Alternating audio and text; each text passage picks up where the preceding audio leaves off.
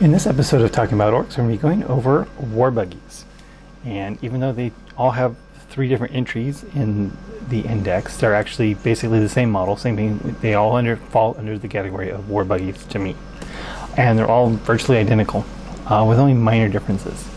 So your basic Warbuggy is toughness 5 with 5 wounds. And they can either have a twin big shooter or a rack of rockets, just like always. They do still have basically outflank, where they can come in from the end of any movement phase, set them up so that each model is touching the battlefield edge and more than 9 inches away from enemy models. So they have to be touching a battlefield edge when they come in. That's their only limitation.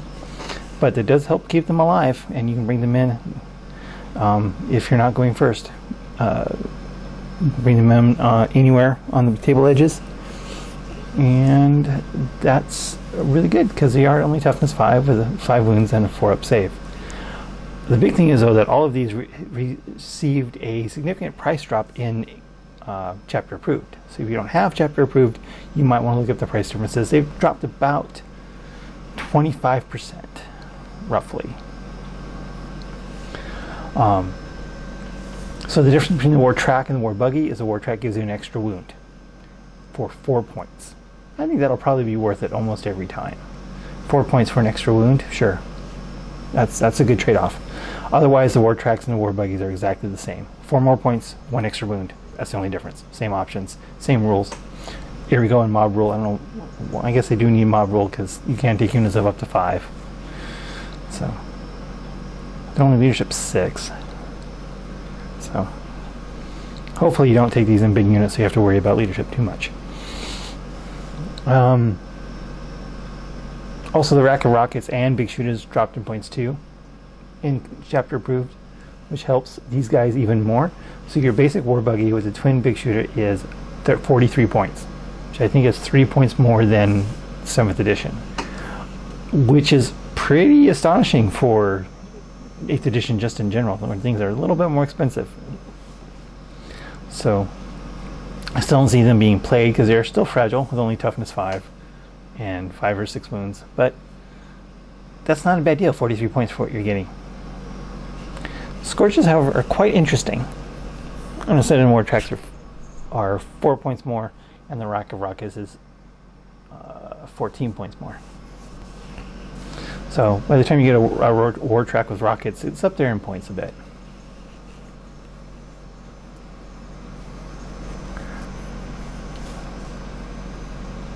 $61 specifically.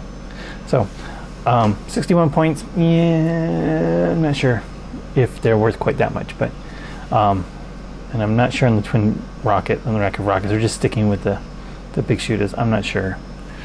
I guess there's enough anti-infantry in the Ork Codex index already where more big shooters aren't necessarily useful. Scorches, however, are quite a bit different, and they're very interesting. And the reason why is because the Scorcha, unlike a heavy flamer, is assault, not heavy. So that means you can advance and still shoot your Scorcha. And with a base movement of 12, that's an average of 23-inch threat range with the heavy flamer. For how much is Scorches again? No, I did have this ready to go. Scorches are 17, so that's 54 points. 54 points for Scorches. 23-inch threat range with the heavy flamer. 6 wounds, so it does have the extra wound, just like the War Track.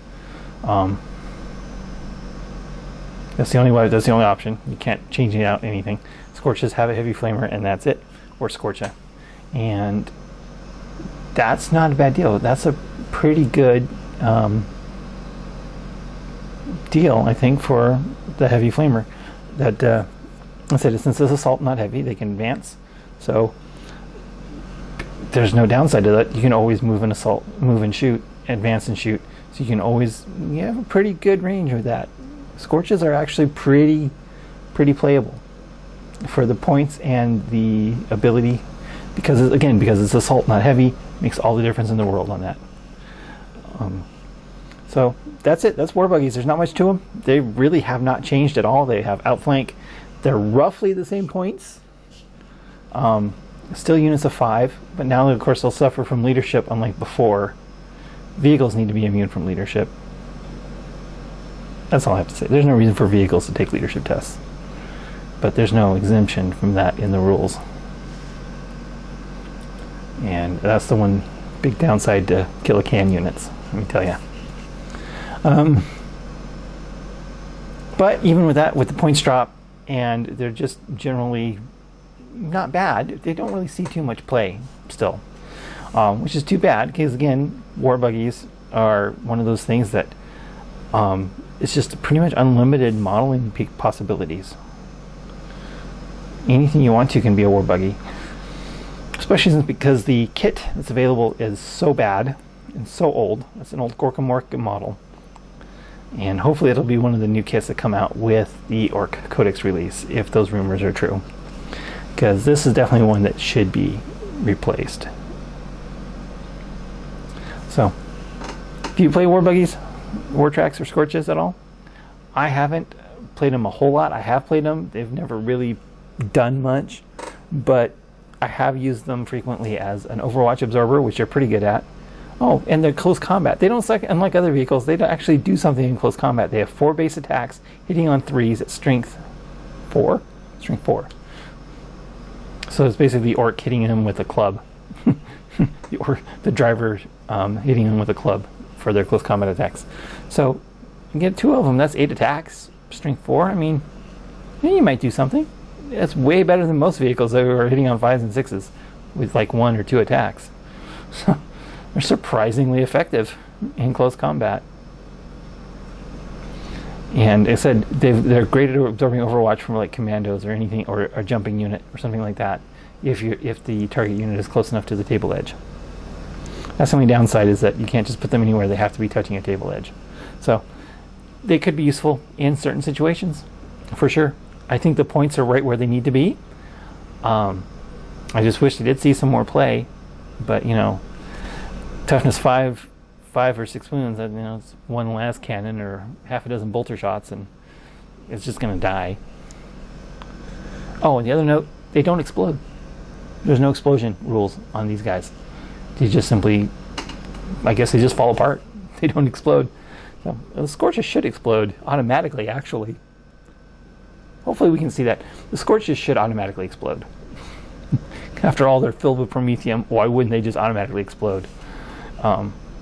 Anyway, as I said, if you play Warbuggies at all, I'm not unhappy with them. They just don't see any sort of competitive play, because I think there's just much better options, especially in the fast attacks where you get, you know, Storm Boys and Flyers.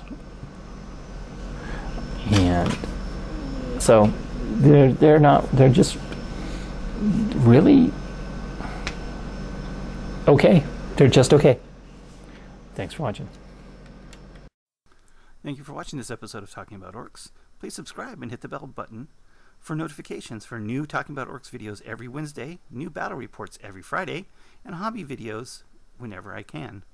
Thanks for watching.